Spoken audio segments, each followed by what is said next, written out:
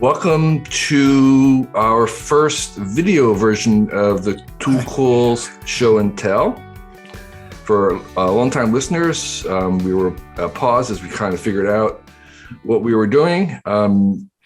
You can listen to this as your podcast, but also we're going to have a YouTube visual version where some of the tools will be shown if they're convenient. So, welcome, John Markoff. Can you just introduce yourself very, very briefly? Sure. I wrote about Silicon Valley for a number of publications beginning in 1977, mostly the New York Times. In the last 5 years, I worked on a biography of Stewart Brand. And we've known each other for a long time. You're a tech guy, a tech reporter guy, not necessarily a tech guy. So I'm really interested in the tools that you want to share. So we'll cover those, and at the end, we'll talk a little bit about your new project, your book. Sounds so good. What's on your first list? Well, this is really interesting because it made me think about what I really care about so most of these things are not digital, but the first thing, when I moved down to Palo Alto in 2017, it was really wonderful in part because I rode a bicycle everywhere. I would do probably 10 to 15 miles of commuting bike, just getting around. I was near Stanford to write about Stuart because his papers were there. And the first year I was behind campus at a place called the Center for Advanced Study in Behavioral Sciences, which is there's a little bit of a hill at the end. So I was doing everything by bike, which, I was too chicken to ride everywhere by bike in San Francisco, to be honest. And so it was liberating to be down here and live by bicycle. So my first tool is a backpack that I bought without really realizing how perfect it was. And, I just can't. There are very few things I rave about, but I've used an Osprey Radial 26. It's a backpack Osprey makes for cycling, for commuting. And I've used it since 2017, almost every day. Wow. And I can't tell you how well thought out the design is.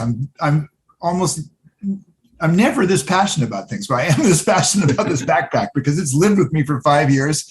It's held up for 5 years of everyday life. And there's just something, it's not like I can't go crazy about features. It's got good features, but it's just sort of the gestalt of the design.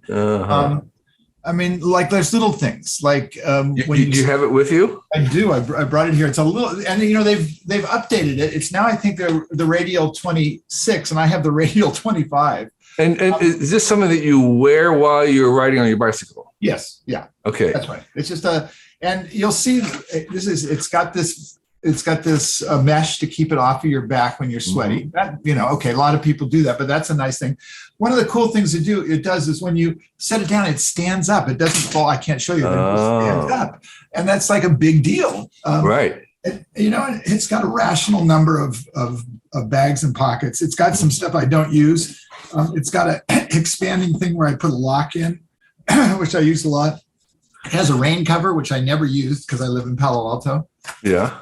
And your laptop fits in. Yeah, there's a laptop thing, but lots of packs have that. This is, it's just the combined feature set works out, and it's been my companion. I go everywhere with this thing. And so it's one thing I'm super passionate about. So you probably use it for your carry-on in flying too, right? I haven't flown for the last couple of years. But you will, when you start flying, you'll use that as your carry-on. I could use this as my carry-on. I haven't thought about that actually, but it's just and the other thing is, anything that you use every day for 5 years and it withstands the wear and tear is good, because I have banged this thing around a lot. And so anyway, and what does it run for about? I think they're under $200. It's like a 170 or 180. Okay. And they have an update, and I'm not. I've been thinking, this one won't wear out, so why would I get an update? Well, you don't need an update because it's going to last forever. Yeah. I think there's what you're explaining is some of that joy of the craftsmanship. The thing that brings you joy when you touch it. Yeah, absolutely. That happens to me once a day, and it's there's some design thinking. I mean, I'm not a huge industrial design guy, but I can look at I can use this and I think, God, somebody really thought about this in the right way. Because there are things where people think you can see things that are designed by committee. For example, I have a Chevy Bolt, which was clearly designed by committee. And it just drives me nuts every day how they could do some of the things they did. And this is just the opposite of that. I'd like to, we should discuss, because we have a Chevy Bolt too. Well. Okay, we do need to discuss it. But I have to say, there's lots of things I like about it. Absolutely. I agree. And so how could they get so close and screw up so badly? Because, I mean, it was a revelation to me. We leave it on a 110 charger and we go everywhere in the Bay Area, which is, it's done. I mean, we don't drive it every day, but we can go as far as Bolinas and as far as Santa Cruz on a 110 charger at home. Yeah. I mean, that part of it is just great. Yeah. Well, it's also, for as bad as it is, it's the highest performance car I've ever had. I know. And they didn't put it on this list. I just saw that one of the environmental websites did about most efficient electric car. But if it had, because they weren't manufacturing, but if it had been manufacturing, it would have been more efficient, cost effective, I think, than the Tesla 3. Yeah. The top one. So that's really great. So because I have a little tiny backpack made in Japan that I've used every day forever, and it's a similar kind of thing. It's actually not made anymore, which is why I can't really recommend it. But it's every time I pick it up, I feel really good about using it and glad that I have it. And right now, I can't imagine using something else because I haven't seen anything else like it. So that feeling of appreciation, maybe, of a well-made, well-designed thing is part of what you're talking about. Yeah. So what's your second cool tool? The second one is from, it's not really a former life. It's up in my garage in San Francisco, so I can't actually, show it to you, but there's a Swedish tent maker who makes their tents in Estonia called Hilberg. And about maybe a decade, a little more, I bought one of their 2-person tents. And when I was backpacking every summer, I lived in it, and it held up well. It was light. It was well designed. It's called the Nalo 2. So this is the Nalo 2. It's a 2-layer tent, there's a generation of ultralight tents that are a little bit lighter, and I may be behind the times technologically, but for me, it's light enough. Generally I split the weight of the tent with Leslie, my wife. And, there's sort of,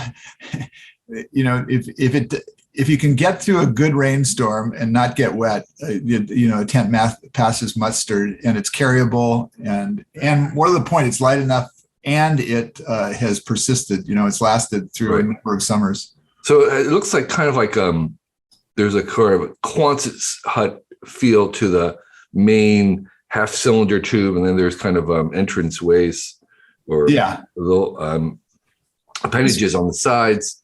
I imagine this goes up pretty fast. Is it kind of like once you get poles? Yeah, it's simple. I've set it up in a 35-mile-an-hour wind, which was challenging actually, but I did manage to get it set up. And and it's moderate. The first tent that I didn't actually buy one, but do you remember Stevenson warm light tents in the 60s? No, I don't. It was a crazy light tent. This is actually, when Stuart first thought of the idea of the Holder's catalog, and he was writing in his notebook, at the very end, he sort of parenthetically said, well, and every product should be held by a naked woman or naked person. I can't remember which it was. And that he got that idea from this crazy tent designer in the 60s, Jack Stevenson, who used to model all of his tents with, he was like a nudist or something, just naked people. And the catalog was really unusual in the 60s. But this is along the design of the warm light. It's a little heavier, but it actually works better. The warm light used to condense badly, and that was frustrating. So here it says that the minimum weight is 4.5 pounds, and then the packed weight is 5.5 pounds. I'm not sure. I think we get it pretty. Yeah, I never figured that out either. I get it pretty close to 4 pounds in terms of what I take. And so you're carrying 2 pounds, which, in the ultralight world these days, which I probably should join in my old age, that's like really heavy, but it is kind of comfortable and, it's secure and dry. And it runs for, they're not inexpensive. $8.15 now. I think I paid $600 or $700 for it. But right.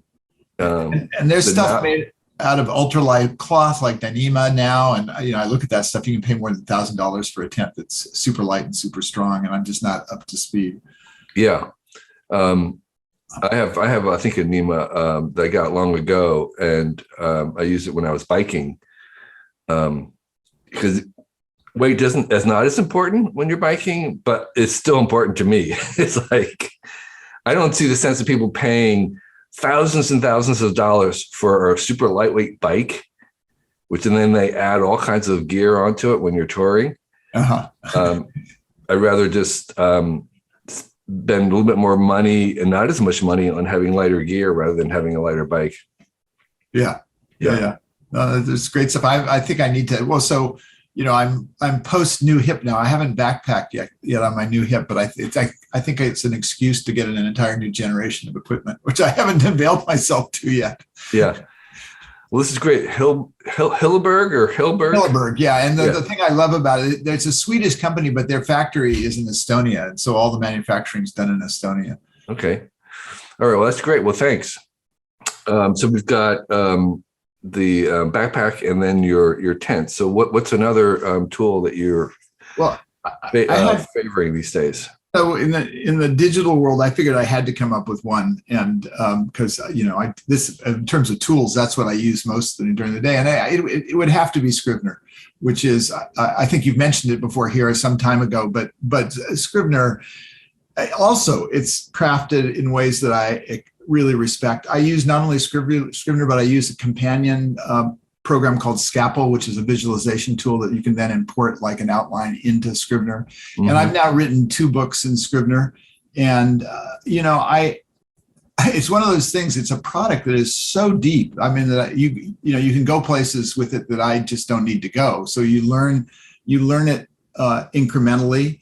And, I use it as a writing tool. I use it as all of my interviews for my last 2 books were stored in Scrivener, so I had access to them, and sort of they were structured. It's got this nice note card metaphor that I use sometimes. I don't use all the time, but mostly it's super stable. I mean, I'm one of these writers who went through hell for several years with Microsoft Word, and then just said, "Hey, life's too short to deal with." I don't know, what was it, Word 5 or Word 6 or something. And I left in '84 for a really nice Macintosh writing tool called Nisus.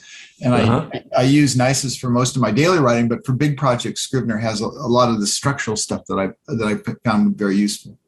Yeah, and so for the people who aren't familiar with Scrivener, the way it works is that it uses roughly a card metaphor, like a 3x5 card metaphor, as the organizing motif of the thing that you're writing. And originally, it was like you can imagine posting these on a corkboard and then rearranging them. But over time, you have other ways of viewing your work. But the idea would be that you would have these units that you could move around, and you could add research as units, and you could write in these units, and then you could rearrange the units very easily, visually, and then it would consolidate or converge or meld all those things at the end. Is that basically the way you describe it? That's one of its features. I mean, you can go in different. One of the amazing things that I've never dealt with is it lets you. It has sort of a programming language within it, and it lets you output in all of these different formats. It turns out there are lots of digital publishing formats that I don't have to deal with, and so that's not my department. I just, as a matter of fact, to deal with the publishing industry, I then convert the files back into Word docs. Yeah. Which is just horrific, because then you have to iterate, and that's a disaster. I've done that twice now, but at least when you're working on your project, you don't have to work. Right. So it is a little bit more of a publishing platform in the sense that you can output not just as a Word, but as a PDF or an EPUB and all these things. So you can go more directly, But in terms of the actual creation angle, that's what I use it as well, and it's really made for long form writing. It's not. I mean, there are softwares that are made for screenwriters and scriptwriters that have that. This is more for, I would say, fiction and nonfiction rather than screenwriting. Yeah. But where you have lots of pieces and you're trying to organize and reorganize them. That's basically what it's for. Yeah, and I have basic material. I mean, in this last project, I went back and forth between Evernote, where I was keeping the third-party material, and I was keeping my interviews in Scrivener, and that was a little bit awkward, but it worked. Also, the thing they need to refine a little bit is it's still awkward to go between different devices. You have to take care when. I mean, I move between iPad, portable Macintosh, and a desktop Mac all the time. And at least in the Mac world, the Apple world, you can do that seamlessly. And you have to make sure you shut down one version of your document. And that's just drives me nuts because I always forget.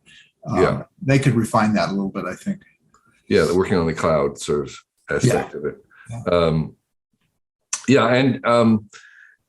It's actually Scrivener is one of the most common reviews that we get in Cool Tools, at least among writers, because it has transformed people's writing so much in being able to tackle something really long. And as you mentioned, it's not just the words that you write; it's also a lot of the research that you're able to kind of move around and keep track of. Yeah, which is still an open field as far as I'm concerned. I mean, yes. I pushed Evernote way over the edge. I had a 16 gigabyte file that it kind of started wheezing badly. Just when I was finishing, Google came out with a tool for reporters called Pinpoint. It looks like it's really promising, but it wasn't. It was too late for me. Right. To change. Yeah. So, John, I think you have a fourth one for us, right? What did I put? I put something on the the Oring. So this is this is simply a O2 monitor that you can keep on all night, and it will tell you if you desaturate, and it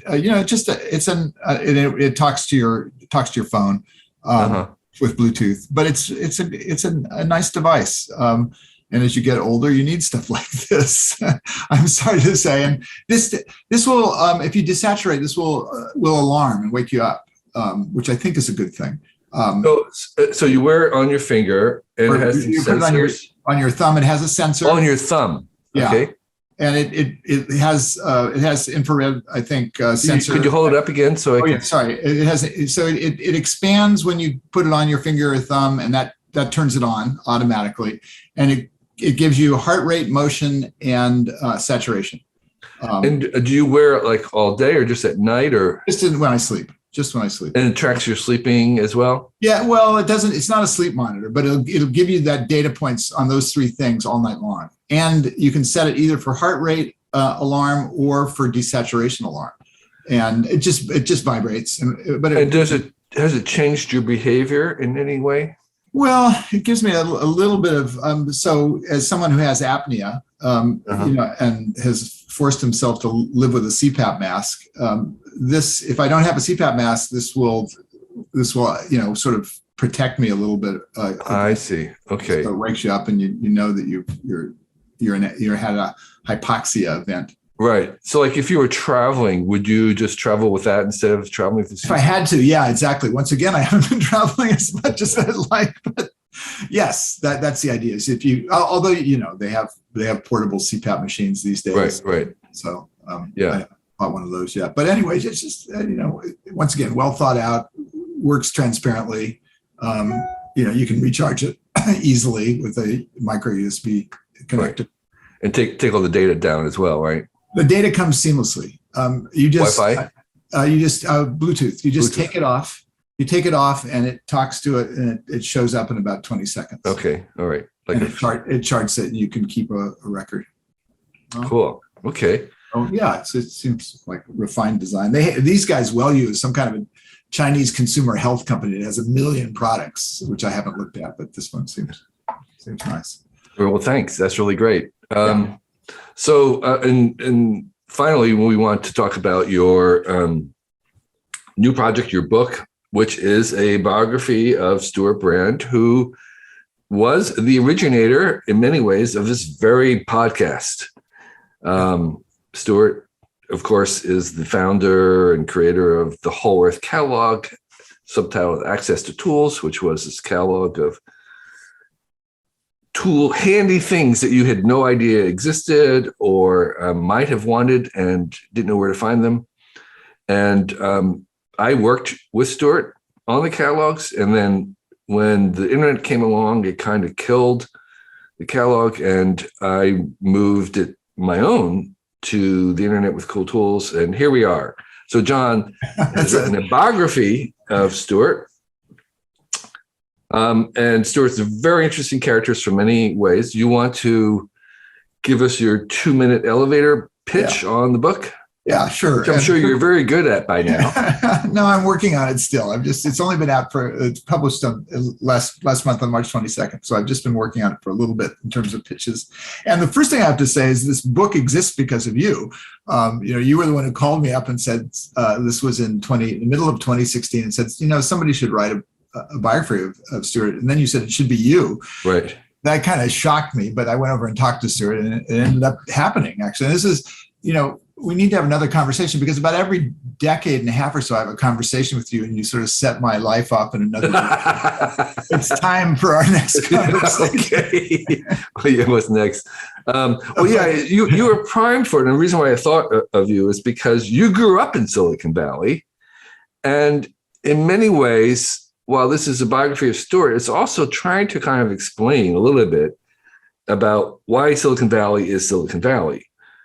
And we're not going to put all the blame on Stuart, but that was part of, I think, your own thinking through about trying to explain. It was, as I said in the subtitle of the book, there are many lives of Stewart Brand, and several of them were around the Valley. And that, that was the original. That wasn't even the original. I also felt like I was about 10 years behind Stuart over a long period of time. He was going down this path that I ended up going down too. And that was interesting to me. And just briefly, the whole Silicon Valley thing, that Stuart was part of a puzzle I was trying to figure out. And I found this lost journal. It was lost in the back of Gate 5 Road. It didn't get to Stanford. And was it lost on purpose? Was it deliberately kept out, or was it just forgotten? I think forgotten is probably the case. But at some point, Stuart went back there and said, "Oh, you might be interested in this too." Mm-hmm. This was an account of a failed project that was right before the Whole Earth Catalog. And to your point about tools and the original sort of insight into tools, if you ask Stuart, where did this tool thing come from? He'll say, well, I was just channeling Buckminster Fuller, because of course Fuller had said, if you want to change the world, give someone a tool and teach them how to use it. And Stuart was attuned to Fuller at that point. He'd heard him lecture in San Jose in 1966. And the original Whole Earth Catalog is permeated with Fuller, and it opens with Fuller and stuff like that. But what I also got out of that catalog that Stuart was, in 1967, the year before, and early 68, the year before he started the catalog, he was also under Doug Engelbart's spell, much more than he remembers, but you can see it in the journal. And that was a revelation to me. And of course, Engelbart was working on the universal tool, the future of computing, and Stuart picked up all of that. And so, So for people who are just coming along here, Doug Engelbart was a key innovator and a key philosopher and creator of the digital world that we have. Some of his ideas did not prevail, but he was also, a lot of his ideas have seeped into the very interfaces that we're now using today. And so Stuart, working with Doug and alongside of Doug and being mentored by Doug and maybe having influence on Doug, I don't know. That relationship was sort of central in many ways to what we are now using and what we're now familiar with, and some of the decisions that were made along the way. Yeah. And, There's so much there. Stuart, you could see him become just for a brief time a bit of an acolyte. I mean, there's this passage where he talks about going up to Kesey's farm in Oregon and lecturing on computing. I mean, that just kind of, he has no memory of doing that, but you can see it in the, he was close to one of Engelbart's young programmers, a guy by the name of Dave Evans. And Evans was actively trying to bridge the world between the technology of SRI and the counterculture. Right. And there was a famous conference that was actually the starting point of sustainable design, the Alloy Conference. But then there was a second conference called Paradigm, which was not as successful, where they really tried to bring together the Engelbart group and counterculture. So, this is not your view necessarily, but this is my view about your view, which is that in some ways, Stuart is this. Until now, one of his many lives is seen as this kind of countercultural hippie guy. And the shock always in encountering Stuart was how unhippie-ish he was. Yeah. I still remember we went to one of our first trips together working with him as we went to I think it might have even been Apple somewhere, where there was a cafeteria inside the compound inside the company, and you have all these amazing foods, and you go up and Stuart orders his lunch, and he ordered a hot dog and a Coke. It was like, what? My image of him had at that moment completely transformed, because I thought it was going to be, a veggie burger or whatever it was. And so he's definitely not hippie. But the thing about it is that he was very influential in the hippie world. And some people kind of could give him credit, because it could have been that computers would have been rejected as the thing that you're the inorganic, the thing that you're competing, that you're fighting against. But he was in part responsible for making them this alternative technology, appropriate technology thing, by incorporating them into the catalog. So he, in many ways, he changed my mind about where I was placing computers. It wasn't just him, but he was certainly articulating it sooner than most people. I mean, he was, almost primal. I mean, he was the one in that Space War article on Rolling Stone. That was where I learned about the arrival of computing and networks. Right. So that's the epitome, that's hipness. That's the apex of hipness, Rolling Stone magazine. And you have this guy talking about computers in like they're cool. So he was kind of responsible for making computers cool in some ways. Yeah. But there's so many threads here to pull on. In the 60s at that point, there were all of these separate threads boiling on the Mid-Peninsula around mind expansion. There was psychedelics, there was Eastern religion, there was human growth, and there was computing. And all of these were different approaches to augmenting the human mind. And Stuart sort of drove an arrow right through the middle of them in the 60s. Right. And by the way, Doug Engelbart was the kind of main vector of the mind expanding version of computing versus other places. He was very much on that. That was one of his things. Stuart saw that and communicated that first. Right. So these are the kinds of wonderful things that John's book covers. Yeah. Yes, called Whole Earth. That's a self-portrait of Stuart there in North Beach in the 60s. Yeah. There are, as people may or may not realize, Stuart has been involved in so many things at the early stages of it. It's kind of remarkable. And that's what his John's book is about, all the many things. And the digital Silicon Valley is just one of those. So, yeah. Just one last thing. In that journal, one of the things that just blew my mind is he's out there at Lama starting a commune. And then he says he gets kind of bored, leaves after 2 weeks, and he says, here I am in Menlo Park. I'm going to let my technology happen. In 1967, 4 years before Silicon Valley was named. Talk about being in the right place at the right time. Yeah. He saw it coming. He had that nose. Yeah. So John, is there anything else you want to say about your book to people that may not be evident? No, there's just, what should Stuart get credit for? And I think I've found 4 or 5 different ways that he's reframed the way we look at the world. I mean, that's Stuart's real contribution. Does that make him a philosopher? What does that make him? But he's done it multiple times. And I would also say that John, being a veteran journalist, has written a very easy to read book. You can kind of go through it very fast. It feels very fluid and smooth. You're not a lot of fluff. You're getting a really great story that's very complicated and will touch on many of the things that were happening in American culture, which makes it really kind of fun, I think, to read. So I would encourage everybody to enjoy it. I highly recommend it.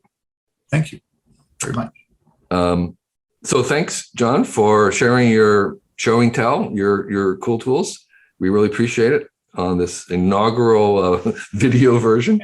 We'll work out a couple of little glitches as we go along. So thanks again for joining us. Yeah, thanks, Kevin. I've enjoyed Cool Tools for a number of years. We're glad that you enjoyed this issue of the Cool Tools Show and Tell. Just want to remind you that we have some other coolish material on our YouTube channel here. Please subscribe, comment, like. In addition, this Cool Tools Show and Tell is also available in an Audible podcast form. You can subscribe to it wherever you subscribe to other podcasts if you just wanted to listen. And if you're listening, know that there is a visual version of this on our YouTube channel where we're actually showing the tools, and there's a little bit more of a visual component there. In addition, the same folks that put us, the Cool Tools website out, we also put out a free newsletter every week. It's very, very short. It's 1 page or less. We recommend 6 very brief items that are very succinct, easy to read. You can deal with it in a couple minutes. And every week we bring to you the 6 cool things that we have uncovered and want to share. And it's called Recommendo with 1 M, recommendo.com. You'll be able to find it there. It's free. Join 50,000 plus other subscribers every Sunday morning. You'll get it in your email box. And it's actually one of the most popular things that we produce. But we do produce other newsletters as well. One of them is called What's in Your Bag. We have one that goes out to tools and tips for your workshop. So you can get those at our website, and they're also free. And finally, I want to mention the fact that we do have a Patreon, and this podcast and this vidcast are supported by Patreon supporters. The minimum is $1 a month. And for that, you get an email to ask us anything. We'll respond and answer your question if we're able to. There are other higher levels. You can all see those at our Patreon page. And all those links are below right here. So thank you again for being a fan. And we'll keep producing stuff if you enjoy it. Thanks. Thank you to this week's patrons, who include John Omer, Andrew Smith, Tom Hanks, Michael Brisson, Steve Golden, Nick Gray, Cindy Sherman, Thomas Off, Rel Deshaw, and Sean Living. Thank you all.